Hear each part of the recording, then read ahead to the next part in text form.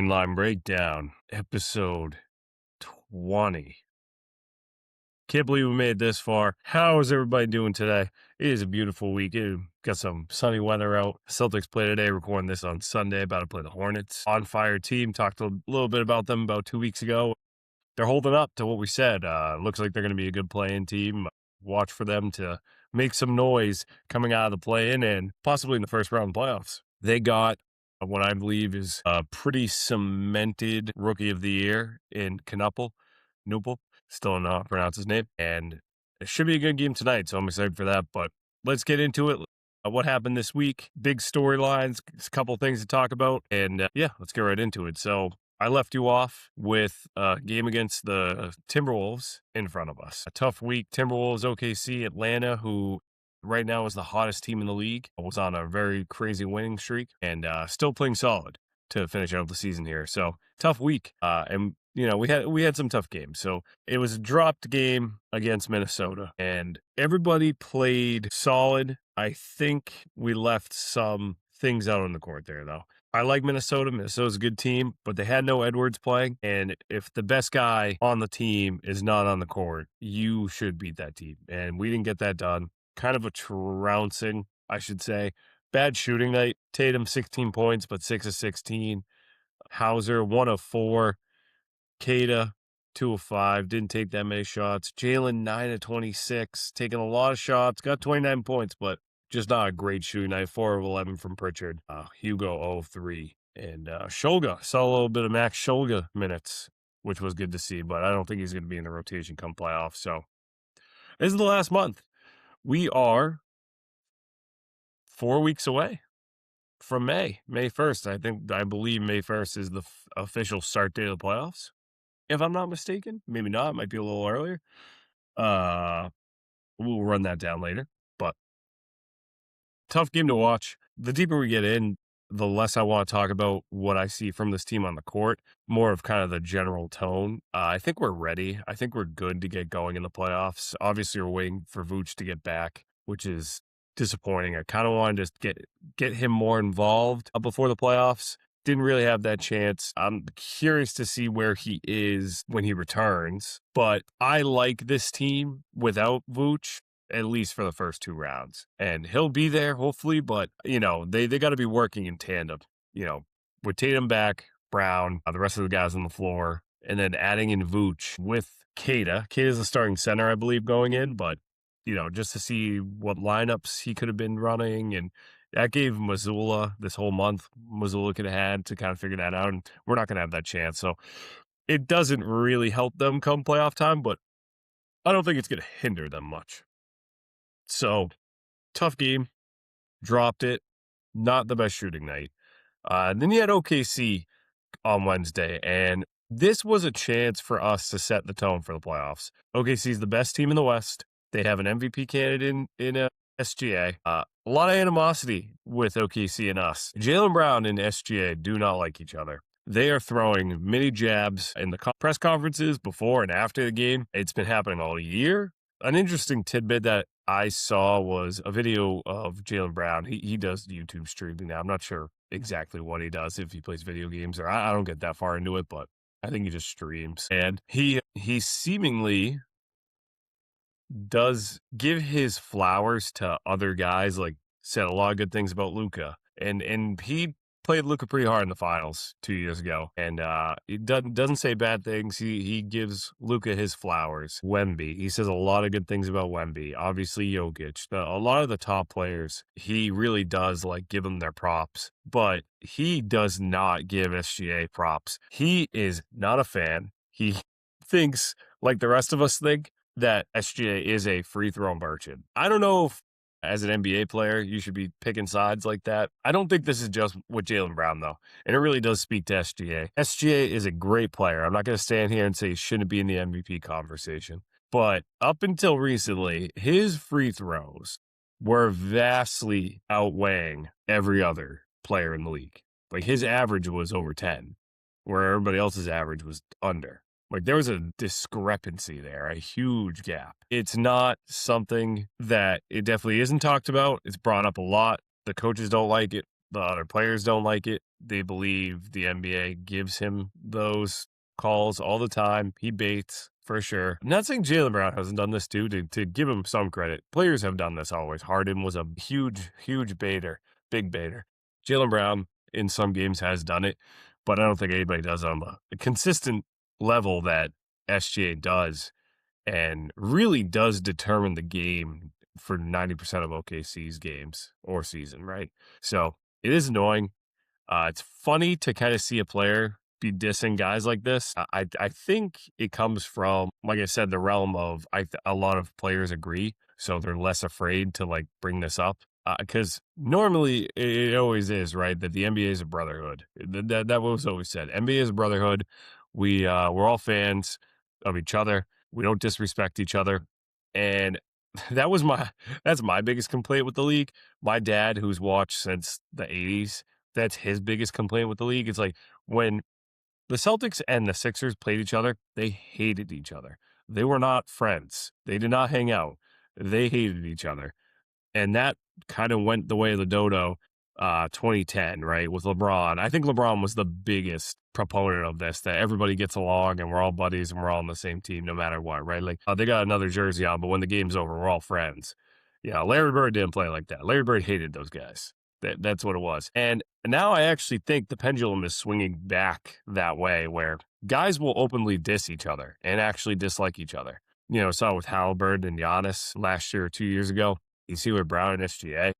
And there's, guys are being more brave to speak up and speak out about playing styles of other players. I like it. I enjoy it. I'm not going to say stop for sure. I don't care about the credibility of the game. Talk shit all you want. Talk your shit, man. Whether you're right or wrong, I don't really care. It's good to see. It adds an entertainment level to the game that I think it's been missing for quite some time. I know I kind of talked about that last year, where what do we need to fix the game, right? The biggest problem we were dealing with was the 3-point issue, where games were just dominated by the 3-point shots. But also you have a face of the league problem, and you had a viewership problem, and you had like an entertainment level problem.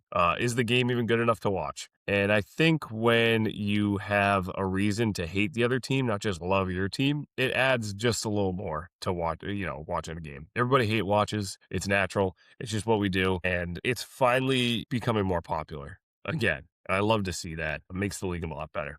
But like I said, we were playing the Thunder. We had it in front of us. It was a great game to watch. It was a great pre-finals matchup, right? Because these are the two teams that over the last week, the Celtics have been pointed out as the favorites since Cunningham's departure. The Knicks are not, they're right behind us, but there's not a lot of confidence with the Knicks like there is with our team, and they almost seem to be getting worse. So the Celtics are the favorites, and OKC is kind of 50-50 on being the favorite with the Spurs.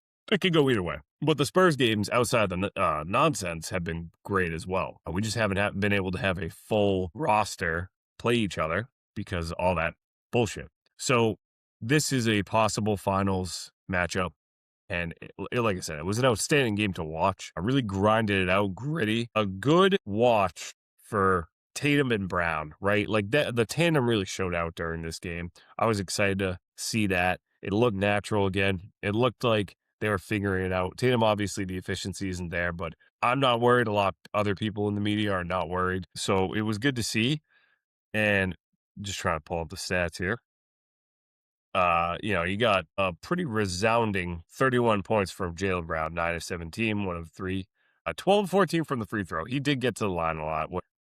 There was a clip of Jaylen Brown doing SGA's signature move of bobbing and weaving and making a player jump into him and getting that stupid call. And you could see the shit-eating grin on Jaylen Brown's face, knowing he just got him on his own game. Even SGA was like, there's nothing I can do. He got me there. And they just kind of laughed it off, which was funny to see. And it kind of shows me that SGA does understand that he gets these calls. Whether the rules are the way they are and they are legit calls, that's not for me to argue, but he knows he's kind of gaming the system a little bit. And he had Tatum with 19 points, 5 of 12, 6 of 6 from the free throw, 12 rebounds. I know I had mentioned earlier in the season that we were going to miss Jason Tatum's rebounding the most, and he is just right back to it. He's been the lead rebounder in a lot of these games. And that's just great to see. 7 assists. He's kind of leaning back into that finals role from 2024, Eastern Conference role and finals game role, where he was more of a facilitator and the point guard, essentially, of the team, where he was covering bases, right? He was getting the rebounds. He was creating open shots for his teammates, getting them the ball, allowing them to get good shots up. And it's seemingly where he is getting comfortable in, right? 3 steals, which is good to see. He's being aggressive. He's not afraid to really step in and get dirty. A little more, I think, action in the paint would help. Try to decrease the number of the threes he's taking and convert them to twos. Get a little more sauce under your legs there. But it was good to see. All around, good game. We beat 119, 109, and it showed the rest of the league that we are a team to be reckoned with, that we are coming. We are finals favorites. This shouldn't have happened, but it is happening. And that's where we're at, right? Because there's not that many games left. So you have to come to God on these things. Like, you can't think about it like, why are they good again? How did they lose all these guys, get under the apron, and they're good again, and they're good, the favorite for the finals? How'd they do that? Well, Brad Stevens is a genius. We'll start there. It's, get a quick win and get moving, because there's not many left. There is not many left with the Celtics, right? Let me pull up the final stretch here, but then we had a game against the Hawks, which didn't start out too well on Friday. I think we were down by 12 in the first quarter. But then, and Jaylen Brown was out this game, right? So this was one of the first instances we see with Tatum being the lead guy in a game, right? And he looked comfortable. I mean, he came out and kind of led them back into it. A lot of help from Pritchard, of course, though. Like, he really was the guiding light in this game. You had Tatum with 26, 12 rebounds again, 5 assists. He's really being that main factor of rebounding. But obviously, Pritchard with 36 points, 13 and 23. I mean, 6 of 11 from 3-point line. He was the main bucket getter, but Tatum was allowing him to get those opportunities. Good to see that Tatum's getting back into it. Derek White, he's getting back into it. I don't know if it's age or what it may be. I don't know if we'll ever see really prime, because Derek is older. He's 30, 31, something like that.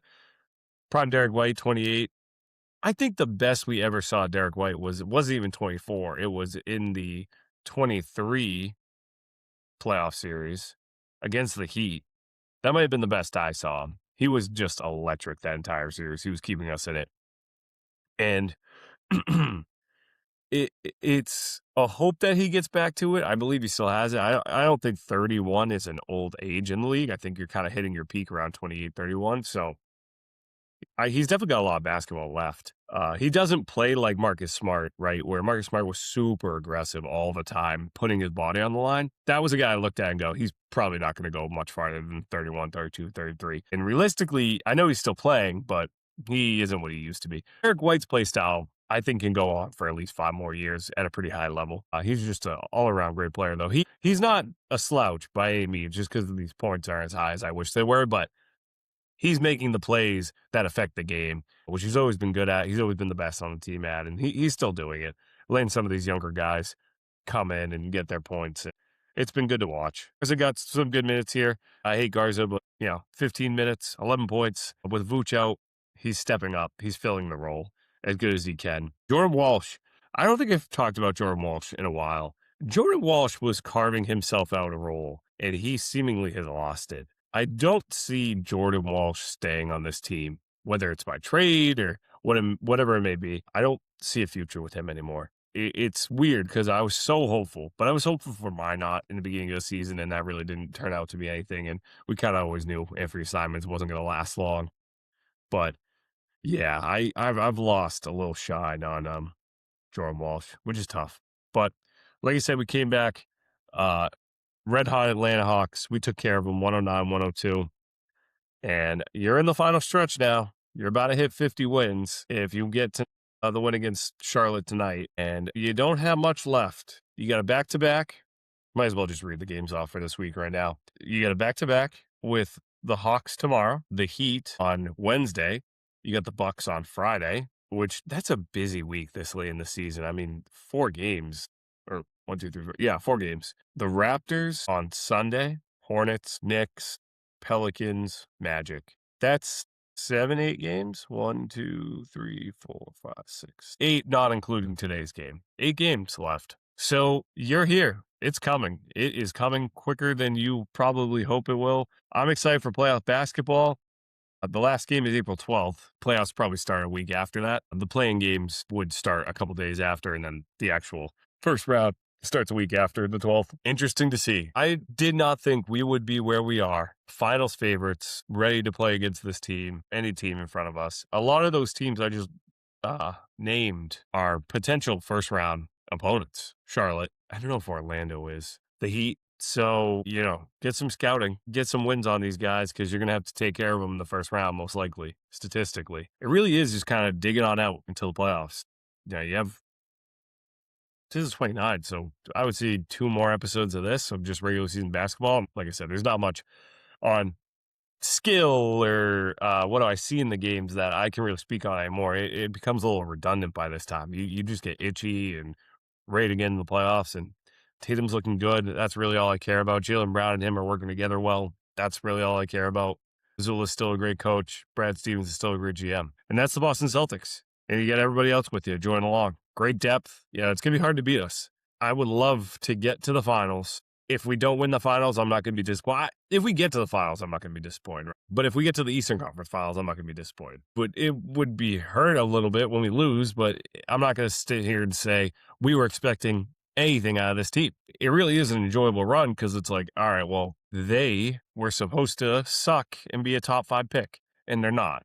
They gave us good, entertaining basketball from October to today, and that's really all I care about. I hope that's all you guys care about. If you're not watching these games, start watching now. Maybe get a little regular season in before the playoffs. There are people out there that just watch the postseason, and it's going to be an entertaining postseason. The East is not getting enough credit, I think. They are way deeper than people expect. You see these playing teams with the Heat and the Hornets. These are teams that can compete. I said originally, maybe 2 or 3 weeks ago, that the 1 through 4 seed could very well, or it definitely is, just going to end up in the second round, right? It's just going to be the top 4 teams beating the bottom 8. And that's just, I don't think that's how it's going to go now. I think with Cunningham out, Detroit can be beat first round.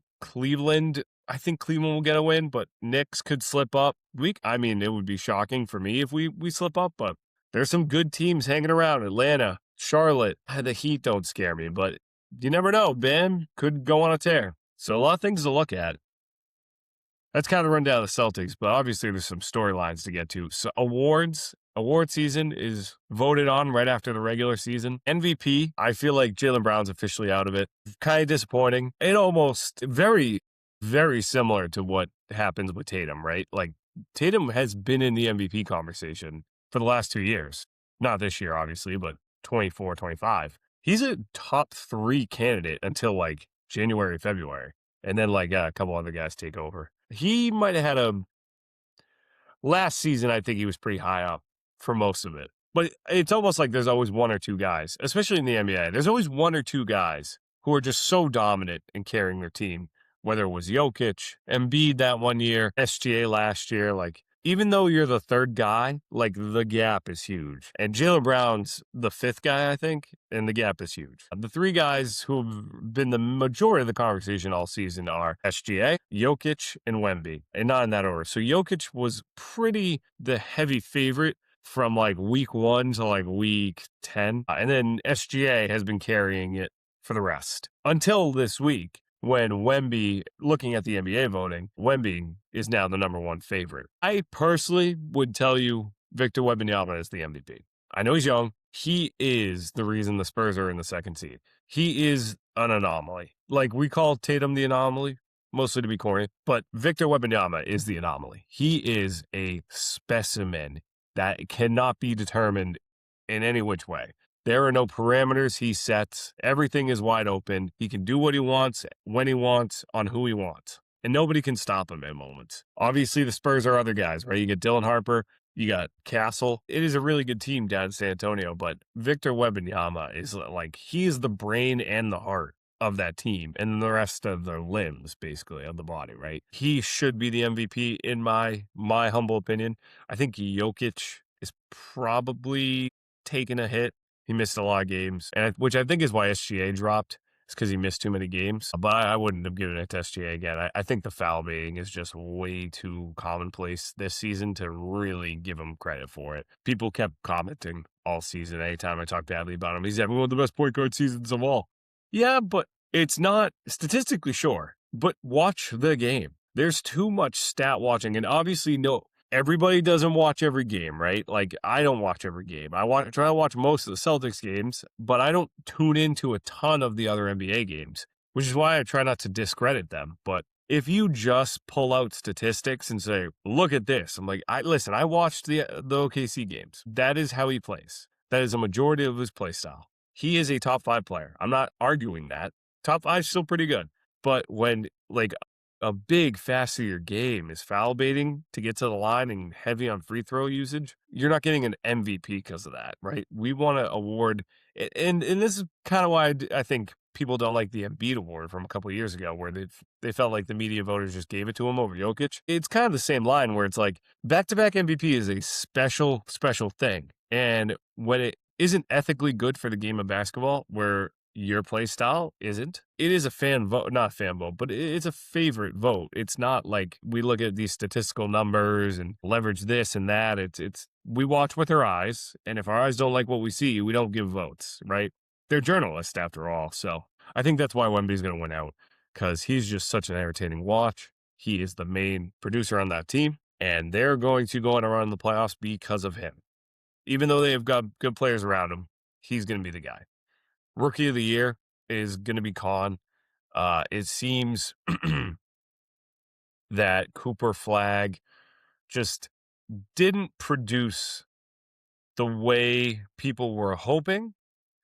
The Dallas Mavericks had a very tough season, hard to watch. And people will argue that, saying, well, it's not his fault that the team sucks and they have 30 wins. Sure, I agree with you. And Charlotte has LaMelo Ball. But Charlotte's a play-in team, going to make a run in the playoffs, and a large part of that is due to Khan. So when he is having an extremely efficient a season like he has, and his team's in the running, and they're going to go on a run, you're probably going to get that award. I guess Cooper can maybe cut up, but I don't think it's going to happen. VJ Edgecombe is the third in that vote, which is funny because the odds are so drastic. Khan at minus 260, Cooper at plus 195, and then VJ Edgecombe plus 25,000.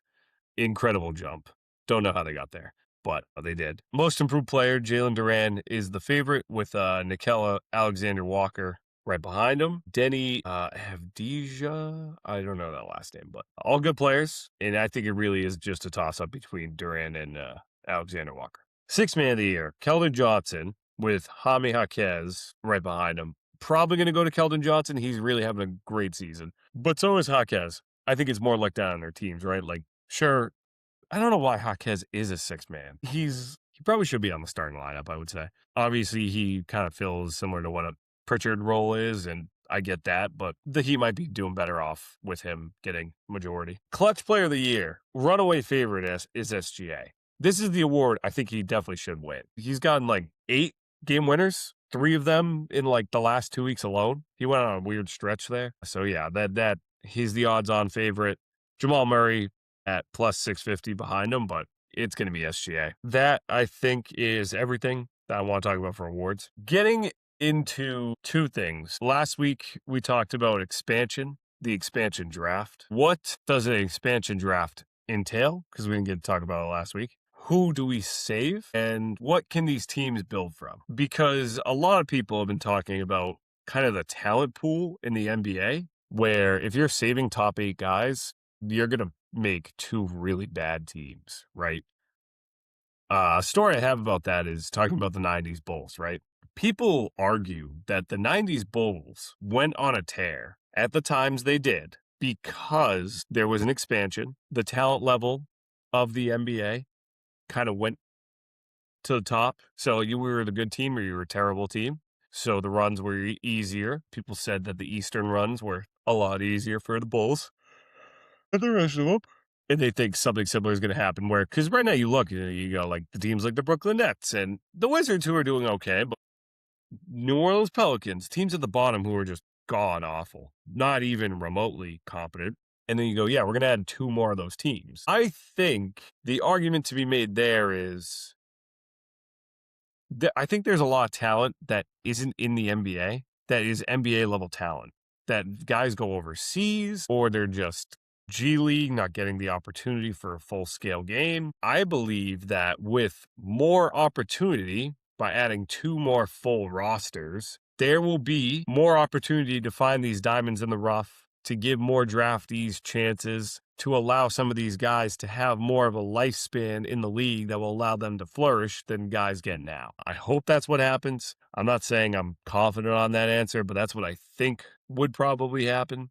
And, the draft is coming, so gotta expect it, right? So the NBA expansion draft allows new teams to select players from the existing rosters. The franchises get to protect a certain amount of players. Right now, it's believed it's going to be 8, and everybody else is up for grabs. So 2 teams is really big, right? Because that is 30 players. That's 1 guy from each team, if not 2, that can be plucked. There is some rules like selection limit. Expansion teams generally can select only 1 player from a single team. Only players currently under contract or restricted free agents can be selected. Obviously, a free agent can't be picked. Expansion teams are not bound by the salary cap, but must meet a salary floor. And if a team is over the cap and loses a player, they may receive a traded player exception equal to the salary. So there's some benefits when you guys get picked. And then there is the normal draft where I said Seattle and Vegas. I had some guy arguing on TikTok clips with me that those 2 teams haven't been picked yet. We don't know who it's going to be. We know it's going to be Seattle and Vegas. It's everybody. I would be shocked if it wasn't. It is not a hidden secret that those are the 2 teams the leagues want. They've been talking about it for years. I don't see any other town putting their hat in the ring. Where are they going to go? Obviously we talked about Memphis and moving the team to Nashville, but that's not really the expansion, I guess. What other city would take an NBA team at this moment? I can't really name one. Maybe you could prove me wrong on that. I think it's going to be Seattle and Vegas. So who do the Celtics protect? Who are 8 guys that are under contract that are worth protecting, right? There's the obvious ones. Obviously, Jason Tatum, Jaylen Brown. Derek White, I think, is an obvious one. You got him under contract. Peyton Pritchard, another one. Kata's blossoming. That's 5 guys. You get 3 more picks. Do you go younger here? Do you protect some of your younger assets? Do you want safety in the know? You can reintroduce young assets. You can't get some of these older assets back. But those top 5, Tatum, Brown, White, Pritchard, Kata, I think those are unquestionable. I don't think Vooch would be in that. He's on a 1 year. Do you protect Walsh? I don't think Walsh gets protected. I don't think I've seen enough for him where he gets the nod. I think you leave it up. And I think he's a guy they take. I would take Walsh. I'm looking at suggestions here. I don't really have I've seen the roster and I see what other people are thinking. This guy, top 5 is the top 5 I said. And then you have Hugo Gonzalez. I believe he's probably the 6th guy. Then you have Harper Jr. and then Hauser at 8. 7 and 8 is it really could be anybody. Between Harper, Hauser, Shireman, and Walsh, I don't think anybody else on the team is long-term. So out of those 4, you got to pick 2. This guy picked Harper and Hauser. Is Harper enough? There's Williams up in the G League right now. There's that guy, he can play. Do you want to keep on to Hauser? Is Hauser a guy you would rather ship off, keep Shireman? Shireman was supposed to be a Hauser replacement in the end. So I think that's an argument you can make. Personally, I don't really care. I think they're both kind of bums, especially this season. So it's hard once you get to those last 2 spots. I don't think Harper Jr. is protected. I think probably Shireman and probably Hauser. I don't see Walsh getting protected. I don't think there is a bad answer outside of the top 6. Obviously, Jaylen Brown, Derek White, Peyton Pritchard, Kata, and Gonzalez. I think you have to protect those 6. I think those are your main guys for the next 2-3 years. And then kind of do what you want with the other guys. I don't care too much. That's not a great answer. That might be the one you want to hear. Who would you protect? Out of those 4, you don't obviously not Garza. Garza might be only on 1 year anyway, so I don't think he would be part of that conversation. And obviously this isn't happening this year, right? So it would be next year, my guess. So you might not have to have these conversations, right? There are guys you trade at that time. Everything could change. So it's going to be exciting. It's definitely something worthwhile. Expansion draft is way more exciting than watching the lottery balls get picked for half an hour. That's stupid. But I think I might have a conversation with a buddy of mine to see what two teams you can make out of guys that are not protected and run wild with that right before playoffs. Because like I said, I think talking about the Celtics gets redundant because the regular season is basically at the end. We know what we are as a team. We know what we're walking into in the playoffs. And that's kind of it. Let me read off the playoff standings for you guys before we get out of here, just to show you with about 10 games left where everybody is sitting. Obviously, you got Pistons at 1. I don't think we're catching up to them. There's not enough games left. Us at 2. We're a game and a half in front of New York. We got to win these last couple of games. I'd much rather be 2 than 3. The plan's going to line up in a way that I would rather play the Sixers or the Magic versus the Hornets. And the Hornets are going to have to play the Pistons. So, assuming they win the playing game, of course, the second one. But I don't want to play the Hornets in the first round. So, I would rather much play the Sixers or the Magic. And I don't want to play the Hawks. They're hot at 6 right now. So, yeah, you just got to stay in front of New York. And you also got to hold on to that, too. So, New York at 3, Cleveland at 4, Raptors at 5. Raptors are a weird team to me this year. I know they're at 5, but there's nothing about them where I'm like, they got a good coach, but they don't scare me at all. Hawks at 6, who do scare me, playing very well right now. 8-2 in the last 10. Sixers, Magic, Heat, and Hornets. And like I said, the Hornets are probably, if they didn't get in such a hole in the beginning, they would be up there. They are a tough team. They will be a tough team to beat. And then on the West, you got Thunder at 1, Spurs right behind them with 2. So that could flip. That definitely could switch. Lakers at 3. Lakers are kind of holding off on that 3 spot. Denver right behind them. Timberwolves at 5. Rockets, Suns, Clippers, Trailblazers, and Warriors. The play-in I originally thought would be a fun watch. I think Warriors are done. And I like the Trailblazers, but I think it's a little too early. So I think it's going to be the Suns and Clippers walking out of that, no problem. In the West, very good playoffs this year. There is a lot of equitable teams in the league right now. I think the Timberwolves can beat anybody in a 7-game series. The Rockets could do something. Kevin Durant in the playoffs. It's going to be fun and exciting to watch. And like I said, we're only 2 weeks away. So I hope you guys enjoyed.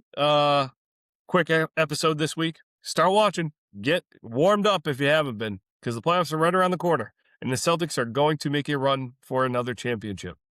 And I might have to get another tattoo on my leg of another banner. Dear Lord. Thank you guys for watching. Hope you had fun. And I will see you guys next week. Go Celtics.